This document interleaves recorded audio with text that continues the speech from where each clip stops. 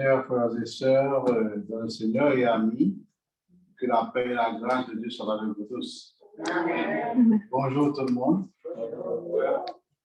C'est un énorme plaisir pour moi d'être ici avec vous aujourd'hui pour l'étude de la parole de Dieu. Et je remercie le Seigneur du fait qu'il nous donne encore cette opportunité pour être ici et pour l'adorer en esprit et en vérité, et aussi pour écouter sa parole. Donc, je vous demande de vous disposer, parce qu'aujourd'hui, nous allons ensemble étudier un sujet philosophique, mais à la lumière de la Bible, nous allons ensemble. Parce que ce matin, ce n'est pas moi seulement qui vais faire l'étude, mais je vais la faire avec vous. Amen. Je remercie frère Frédéric de m'avoir choisi pour ce matin pour étudier avec vous.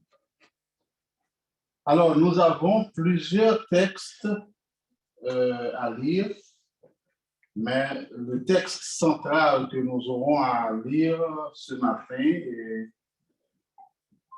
vais demander à une femme de l'Église de lire pour nous le texte central,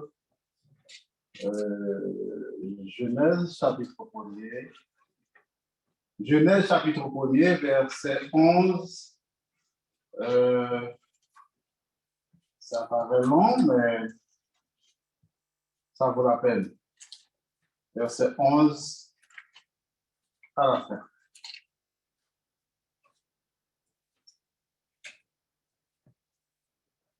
Genèse chapitre 1er, verset 11 à la fin. Puis Dieu dit que la terre produise de la verdure, de l'herbe portante de la semence, des arbres fruitiers donnant du fruit selon leur espèce, et ayant en eux leur semence sur la terre. Et cela fut ainsi. La terre produisit de la verdure, de l'herbe portant de la semence selon son espèce, et des arbres donnant du fruit et ayant en eux leur semence selon leur espèce. Dieu vit que cela était bon. Ensuite, il y eut un soir et il y eut un matin. Ce fut le 3e jour. Dieu dit qu'il y ait des luminaires dans l'étendue du ciel pour séparer le jour avec la nuit, et que ce soit des signes pour marquer les époques, les jours et les années, et qu'ils servent de luminaires dans l'étendue du ciel pour éclairer la terre, et cela fut ainsi. Dieu fit les 2 grands luminaires, le plus grand luminaire pour présider au jour et le plus petit luminaire pour présider à la nuit. Il fit aussi les étoiles. Dieu les plaça dans l'étendue du ciel pour éclairer la terre, pour présider au jour et à la nuit, et pour séparer la lumière d'avec les ténèbres. Dieu vit que cela était bon. Ainsi, il y eut un soir et il y eut un matin. Ce fut le 4e jour. Dieu dit que les eaux produisaient en abondance des animaux vivants et que des oiseaux volent sur la terre vers l'étendue du ciel. Dieu créa les grands poissons et tous les animaux vivants qui se meuvent, et que les eaux produisirent en abondance selon leur espèce. Il créa aussi tout oiseau ailé selon son espèce. Dieu vit que cela était bon. Dieu les bénit en disant, « Soyez féconds, multipliez et remplissez les eaux des mers, et que les oiseaux multiplient sur la terre. » Ainsi, il y eut un soir et il y eut un matin. Ce fut le 5e jour. Dieu dit que la terre produise des animaux vivants selon leur espèce, du bétail, des reptiles et des animaux terrestres selon leur espèce. Et cela fut ainsi. Dieu fit les animaux de la terre selon leur espèce, le bétail selon son espèce, et tous les reptiles de la terre selon leur espèce. Dieu vit que cela était bon. Puis Dieu dit, faisons l'homme à notre image, selon notre ressemblance, et qu'il domine sur les poissons de la mer, sur les oiseaux du ciel, sur le bétail, sur toute la terre et sur tous les reptiles qui rampent sur la terre. Dieu créa l'homme à son image, et il le créa à l'image de Dieu. Il créa l'homme et la femme. Dieu les bénit et Dieu leur dit, soyez féconds, multipliez, remplissez la terre et l'assujettissez, et dominez sur les poissons de la mer, sur les oiseaux du ciel et sur tout animal qui se meut sur la terre. Et Dieu dit, voici, je vous donne toute herbe portant de la semence et qui est à la surface de toute la terre et tout arbre ayant en lui du fruit d'arbre et portant de la semence. Ce sera votre nourriture. Et à tout animal de la terre, à tout oiseau du ciel et à tout ce qui se meut sur la terre ayant en soi un souffle de vie, je donne toute herbe verte pour nourriture. Et cela fut ainsi. Dieu vit tout ce qu'il avait fait, et voici, cela était très bon. Ainsi, il y eut un soir et il y eut un matin. Ce fut le 6e jour. Voilà, merci Sœur Gloria pour la lecture ici, très bien fait. Chers amis, le thème de l'enseignement du jour, c'est, comme vous pouvez le constater après la lecture, c'est la vie. Juste pour démarrer le débat, plus tard, je vais faire, maintenant là, je vais faire une mise en contexte pour vous. Et puis, juste après, je vais poser la question qui va faire le débat d'aujourd'hui.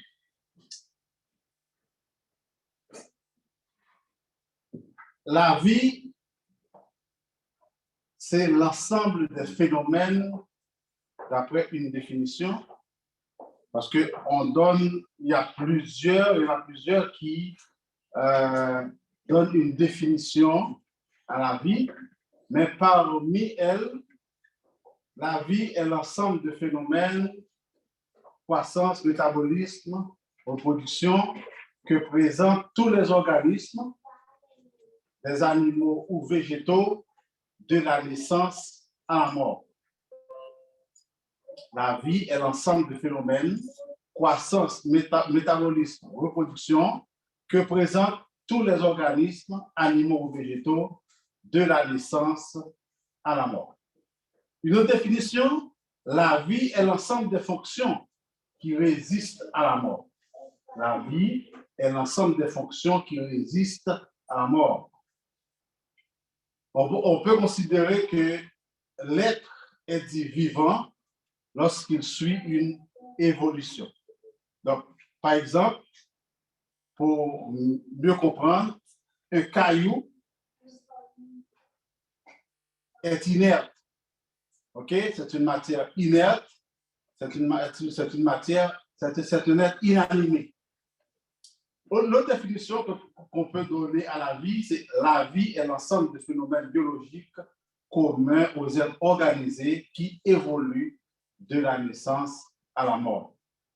En un mot, on peut résumer tout ce que je viens de dire là avec un dicton qu'on dit « tout naît, tout vit, tout périt ». Tout naît, tout vit, tout périt.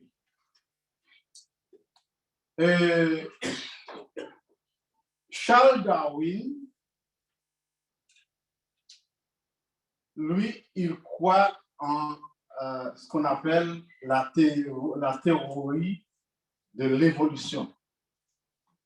Mais nous, on va centrer parce que la vie tient de Dieu. La vie vient de Dieu parce que nous croyons en la Bible nous-mêmes. L'homme, dit-on, est un animal doué de raison. En termes de vie, ce qui nous différencie en réalité de cheval, c'est la raison. Dieu fait le cheval, il a le mouvement, mais il y a en nous quelque chose que le cheval n'a pas. C'est la raison. C'est l'esprit qui est en nous. Donc, le cheval agit par instinct et nous, on agit par la raison. L'Éternel, en créant l'homme, met en lui la faculté de choisir, en fait, de choisir entre le bien et le mal, mais aussi la capacité de procréer, de réfléchir, et il lui donne une conscience et un esprit. Alors, je me rappelle, lorsque j'étais enfant, on m'avait raconté une histoire, mais c'est un conte quand même. Il y avait Dieu qui voyait le chat et le chien se disputer sur la terre, disant que le chat dit que lui, il aimerait que tout homme qui meurt Alors le chat, tout homme qui meurt ne se ressuscite pas. Et le chien lui dit, non, tu es méchant. La vie est trop bonne. Il faut que lorsque l'homme meurt, eh bien, qu'il ressuscite. Dieu vit que les deux animaux se disputent entre eux et puis il leur convie, il leur dit, OK, vous avez un rendez-vous avec moi, vous allez venir et celui qui est arrivé en premier, eh bien, va faire sa déclaration et c'est sa déclaration qui va tenir. Voilà que le chat et le chien, ils sont partis du même lieu et ils sont en courant. Comme ils devaient traverser une rivière, pendant qu'ils traversent la rivière, eh bien, le chat part en courant, il traverse la rivière bien vite, et le chien, lui, en traversant, il voit un os. Et pendant que il dit dans sa tête, il peut courir plus que le chat, il va profiter de prendre l'os et après, il pourra arriver avant le chat. Donc, il a pris l'os.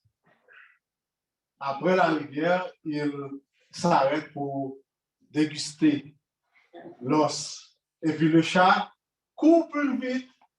Arrivé, le premier, le chat dit, l'Éternel, l'homme ne doit pas ressusciter après la mort.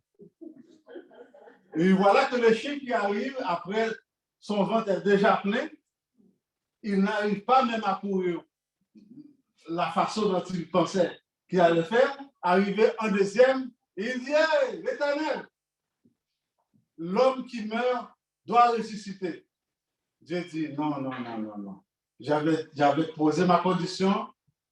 Si l'heure qui arrive en premier, c'est sa parole qui va tenir. Et puis, enfin, Dieu dit que l'homme ne ressuscite pas après la mort. Alors moi, j'ai retenu ça dans ma tête. C'est pour ça que, dès mon enfance et jusqu'à mon jeune âge, je n'ai jamais aimé les gens. Parce que c'est le chat qui cause que moi, lorsque je serai mort, je ne vais pas ressusciter en vie comme avec la chair. Mais Jésus est venu, il est ressuscité en premier. J'ai l'assurance que j'aurai à ressusciter le dernier jour, mais avec un corps glorieux. Amen. Nous, alors, on parle de la vie physique. Lorsqu'on dit tout naît, tout périt, tout vit, tout périt, il n'y a personne, il n'y a rien sur la terre que nous voyons ici qui va rester éternellement. Et je suis désolé si quelqu'un veut que je prie pour lui, pour qu'il ne meure jamais, pour qu'il reste éternellement sur la terre, je suis désolé, je ne pourrai pas faire cette prière. Parce que l'on veuille ou non, on doit partir. De même que l'arbre, un jour, il a été semé, il grandit, un jour, il va périr. eh bien, comme vous, on prie pour que Dieu nous préserve ici-bas autant qu'il le veut. Mais un jour ou l'autre, nous devons partir. C'est pour ça que, pendant que nous sommes encore vivants, nous devons prier à ce que Dieu nous permette de le servir jusqu'à notre mort. Cela nous ramène à parler d'une autre forme de vie qui est la vie spirituelle. Dans la vie spirituelle, on peut voir la vie éternelle avec Dieu et la mort éternelle sans Dieu. La vie spirituelle, c'est la vie, c'est une entité de l'homme qui dépasse le physique. Ce que vous voyez là, il y a quelque chose que vous ne voyez pas en arrière. Je vois Frère Emmanuel nous regarder, mais il y a quelque chose que je ne peux pas voir, Frère Emmanuel. C'est sa vie spirituelle, c'est sa vie à l'intérieur. Et notre sujet, notre question, comme je l'avais dit juste en commençant. Alors, pour ceux qui viennent d'arriver et pour ceux qui nous suivent en ligne, le thème de notre étude de ce matin, c'est quoi? C'est la vie. Donc, retenez ça. Nous allons poser la question et après, nous avons 6 ou 7 passages à lire. La différence, quelle différence faites-vous entre réussir, puisque nous venons de faire la mise en contexte, est-ce que vous avez bien compris ce qu'est la vie? On parle de la vie physique, tout naît, tout vit, tout périt. Et on est passé par la vie éternelle, la vie spirituelle de l'homme qui dépasse, comme nous l'avons dit, le physique que vous voyez. Maintenant, la question, quelle différence faites-vous entre réussir sa vie et réussir dans la vie? Quelle différence faites-vous entre réussir sa vie et réussir dans la vie?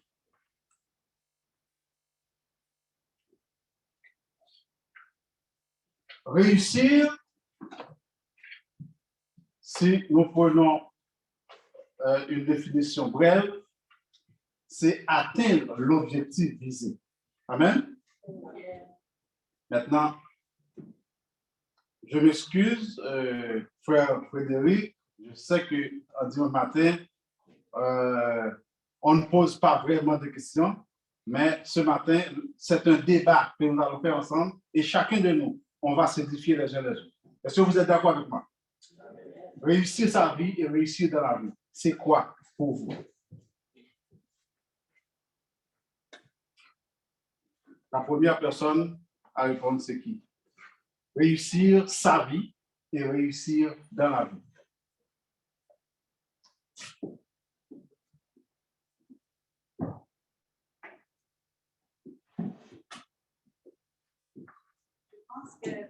OK. Je pense que réussir sa vie, c'est plutôt dans un sens spirituel, que c'est réussir à avoir la vie éternelle.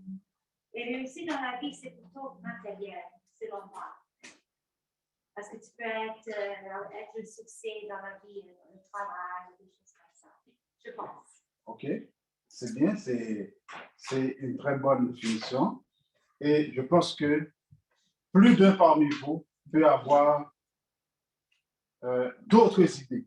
Et je vous entends. Et d'après moi, réussir dans la vie, il faut respecter les lois universelles de la vie. Parce que Dieu il a créé l'homme avec des lois.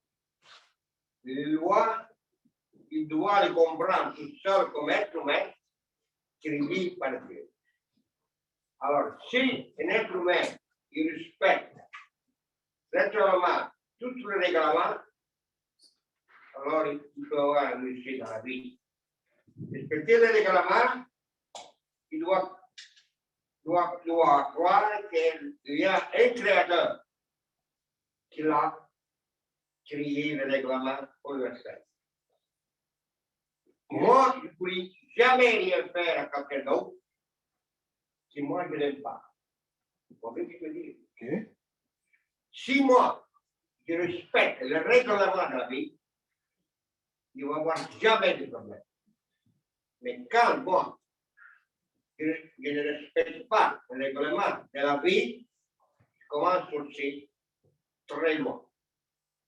Moi, je studie profondément dans le passé, l'homme passé. L'homme passé, il a toujours fait quelque chose pour prendre les choses des autres. La guerre, pour avoir chaque île qui appartient à l'autre. Et avoir la femme ou le mari de quelqu'un d'autre. Ça, c'est aussi dans les règlements de la vie universelle. Vous voyez ce que je veux dire? OK.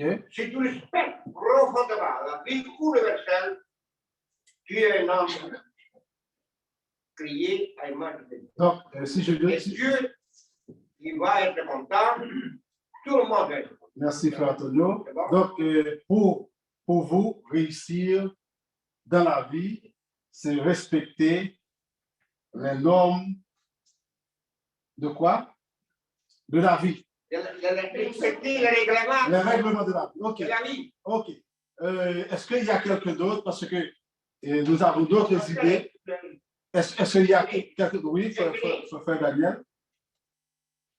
Dans l'exemple ici, nous pouvons dire que est réalisé dans la vie, par exemple, que notre parent, que nous éduqués, nous fait grandir, que nous voit nous réaliser avec une famille et une bonne éducation. Et vraiment, ça c'est pour la réalisation de l'exemple ici. Mais c'est plus important voir la mère, le père, à un enfant, à une fille réalisée dans la vie avec déjà avec une famille, mais dans le chemin de notre Seigneur Jésus-Christ. Ok, c'est une vraiment réalisation dans la vie. Moi, je dis pour moi-même que c'est vraiment ça que je le dis à ma mère avant de ma mère partir avec le Seigneur. Elle me voit réaliser avec ma famille. Et dans une famille qui était avec mes enfants, nous avons une relation de la donnée et qui nous dit que les bons amis dans la vie, je dois respecter et travailler et en même temps servir à le Seigneur. OK. Pour certaines personnes, réussir dans la vie veut dire avoir une vie professionnelle comblée, avoir de beaux enfants, avoir des enfants qui le respectent, avoir beaucoup d'argent, 100 millions à la banque, avoir beaucoup d'affaires, être comblé, etc. Mais quelle différence entre réussir dans la vie et réussir sa vie? Une dernière personne, parce que on va lire les versets. Oui. D'après ce que je vais faire, je ne crois pas encore qu'il y ait de spiritualité. Parce que c'est sa vie. On peut parler de c'est sa vie, du point de vue général, l'humanité qui est pas en meilleure des considérations. Si on a une réussite, c'est une forme de succès. On a un objectif fixé. C'est-à-dire qu'on s'est dit, on veut atteindre un but. Donc, si on travaille pour ça et qu'on atteint le but, on arrive. Même si les autres ne savent rien de vous. Par exemple, si je me suis dit que je dois décrocher un diplôme, le baccalauréat en administration, si je travaille, lorsque j'aurai mon diplôme, j'ai réussi. Parce que personnel, l'accomplissement personnel. Maintenant, réussite dans la vie. La réussite dans la vie ne doit pas être cachée. C'est que les autres l'ont vu. Donc, c'est quelque chose qui ne me touche pas seulement, mais mon environnement est touché par cette réussite. On le voit, on le constate. Moi, c'est de cette façon. C'est pourquoi je dis que je vais faire aucune considération biblique, comment on va faire pour réussir, etc. C'est juste pour dire que pour établir la différence entre réussir pour soi-même, réussir sa vie, et réussir dans la vie. OK. C'est bien. Et toutes les approches sont correctes. Mais je vais vous dire que, comme j'avais dit auparavant, la vie que vous voyez que quelqu'un mène, il y a plus à l'intérieur de la personne que vous ne voyez pas. Donc, réussir dans la vie, comme notre frère, notre sœur Nancy, et j'aime bien sa définition, réussir dans la vie, et je m'en vais directement à la part de notre frère Revolus, c'est ce que les yeux, l'œil peut voir. Mais la réussite dans la vie ne veut pas dire la réussite de sa vie. Et je m'explique. Un athlète, un footballeur, un chanteur qui fait le tour du monde, qui a beaucoup d'argent et tout le monde le voit, eh bien, il ne trouve pas le bonheur. Il peut ne pas trouver le bonheur intérieur si à l'intérieur de lui, il n'a pas la paix. La paix intérieure, c'est Jésus qui donne ça. Sinon, les vedettes n'allaient pas se suicider. Ils ont réussi pour beaucoup de monde. Tous ceux qui les voient performer. Je peux parler d'une dame très connue, une américaine, Whitney Houston. C'est comme ça qu'elle s'appelle. C'est une star. Tout le monde l'aimait. Et pourtant, elle n'a pas réussi. Elle n'a pas réussi sa vie. Parce qu'en fin de compte, comment elle finit sa vie? Elle s'est suicidée. Donc, cette paix intérieure, c'est ça qui nous donne la réussite de notre vie. Et nous allons voir Josué chapitre 1er. Josué chapitre 1er.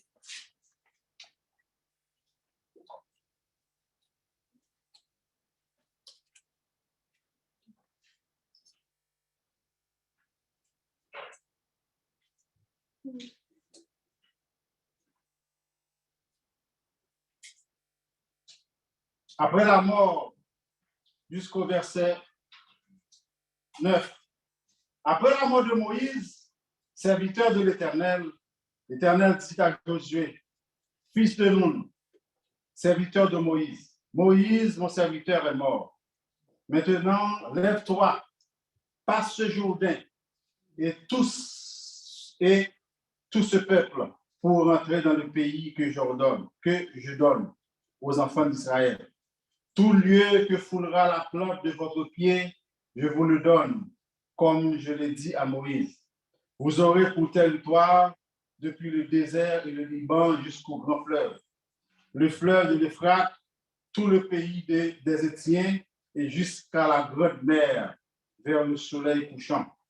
Nul ne tiendra devant toi tant que tu vivras.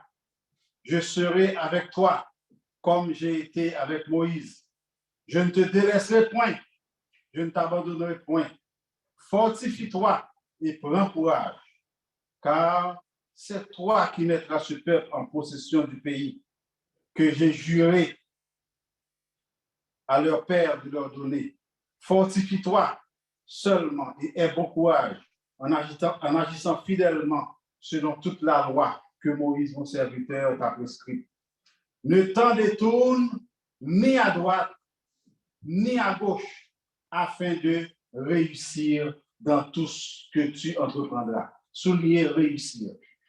Afin de réussir dans tout ce que tu entreprendras. Verset 8. Que ce livre de la loi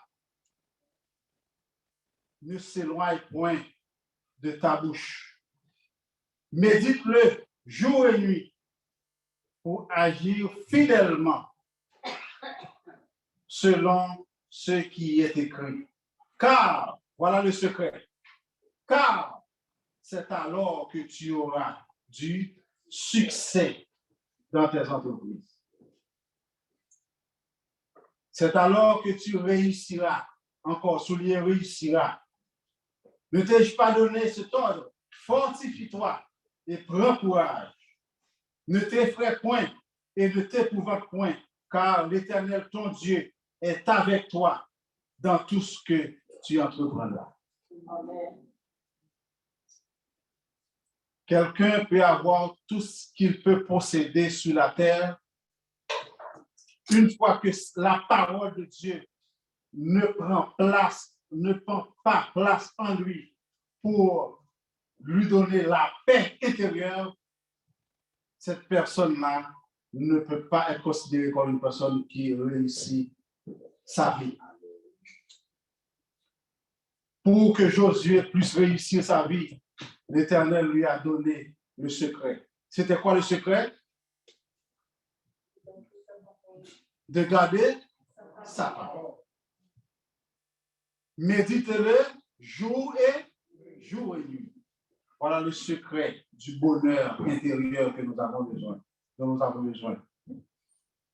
C'est ça le bonheur, c'est d'avoir la paix. Et Jésus, dans son discours, avant de partir, il a dit, je vous donne la paix. Je vous donne ma paix. Eh bien, la paix que Jésus donne, c'est cette paix dont nous avons besoin pour réussir notre vie. On n'a pas besoin d'avoir 90 ans pour réussir. On n'a pas besoin de 70 ans pour réussir. On n'a pas besoin, peu importe, on peut mourir à n'importe quel âge. Mais aujourd'hui, est-ce que vous avez la paix intérieure, la paix que Jésus donne? C'est ça notre réussite.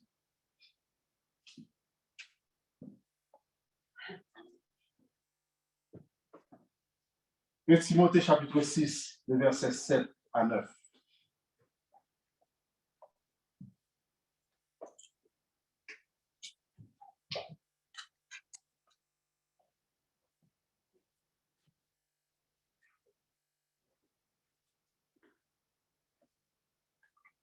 Timothée 6, 7 à 9.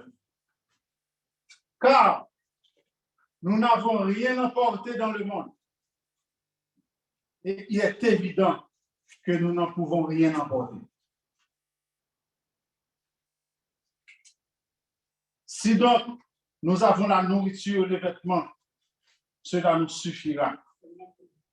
Mais ceux qui veulent s'enrichir tombent dans la tentation, dans le piège et dans beaucoup de désirs insensés et pernicieux qui plongent les hommes dans la ruine et la perdition.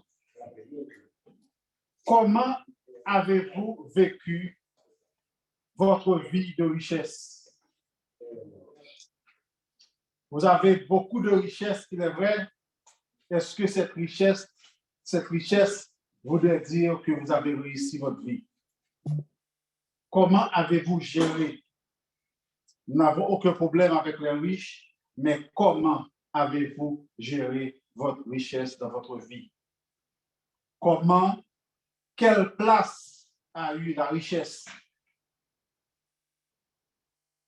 La parole de Dieu dit, tenez votre cœur plus précieux que tout, parce que votre cœur est précieux. Votre cœur est le centre de votre vie. La personne qui vous voit, la personne qui vous voit là, elle ne peut voir ce qui se passe à l'intérieur de vous. Est-ce que vous avez la paix? Est-ce que si la mort vient aujourd'hui, vous allez partir en paix, avec la conscience tranquille? C'est ça notre réussite. 2 Timothée chapitre 4, verset 7. 2 Timothée chapitre 4, verset 7.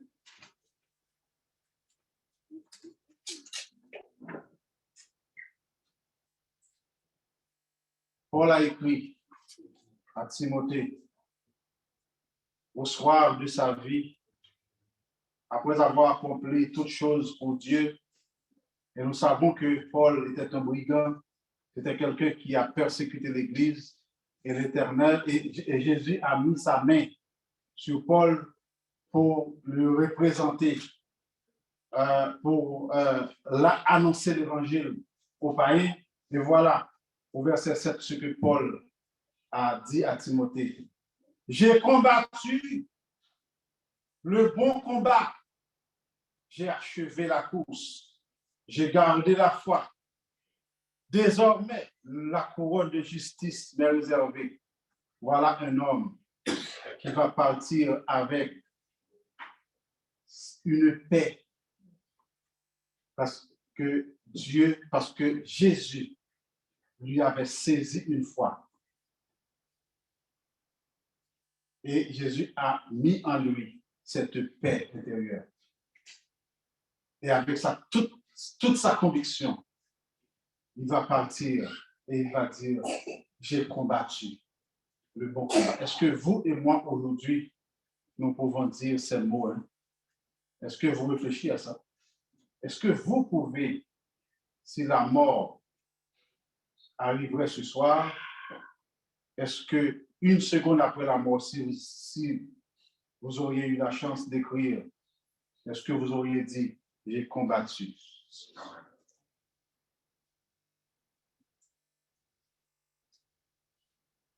Matthieu chapitre 6, verset 33, on va terminer. Matthieu 6.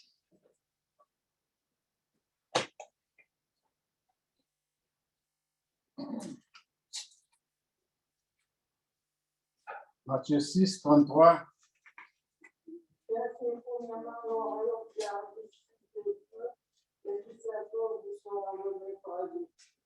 On peut avoir tout. Mais si on n'a pas le royaume et la justice de Dieu en premier, tout ce que nous avons ne sont que des ordures. Pour finir, pour les sauver, on ne saurait parler de vie après la mort, mais plutôt d'une prolongation de notre vie. Après la mort, c'est une prolongation de la vie que nous avons vécue ici-bas. Une fois que nous avons répondu positivement au message du salut, ou le passage de 2 Corinthiens chapitre 5, le verset 17, est accompli dans notre vie, nous pouvons dire que nous avons combattu le bon combat et nous avons réussi notre vie. Et Jésus est apparu à Jean sur l'île de Patmos et Jean a donné ce témoignage. Jean a dit, il a fait de nous un royaume de sacrificateurs. pour Dieu, son Père, une communauté sainte, séparée. Nous vivons dans ce monde, mais nous ne sommes pas de ce monde. Une assemblée de sauvés, un sacerdoce royal. Combien de nous ici qui se réjouit d'être un parmi le royaume de Dieu? Et voilà le bonheur que l'homme devrait chercher. La réussite que Jésus offre à tout homme, c'est la vie éternelle. Et cette vie éternelle doit passer par la conversion, la repentance et le baptême pour le pardon de nos péchés.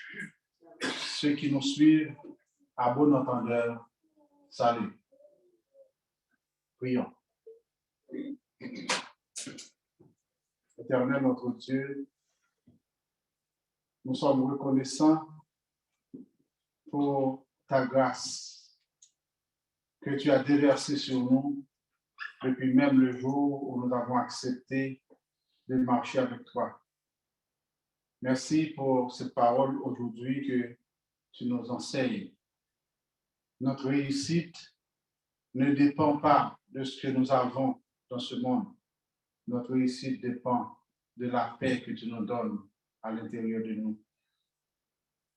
Et permets au Dieu que nous puissions garder ces paroles et pour que nous puissions nous appliquer à la sagesse jusqu'à la fin de nos jours. Sois avec nous, Seigneur, et permets au Dieu que nous puissions appliquer ta parole dans nos cœurs. Bénis ce jour et bénis ta parole au nom de Jésus. Amen. Amen. Que le Seigneur vous bénisse. Amen.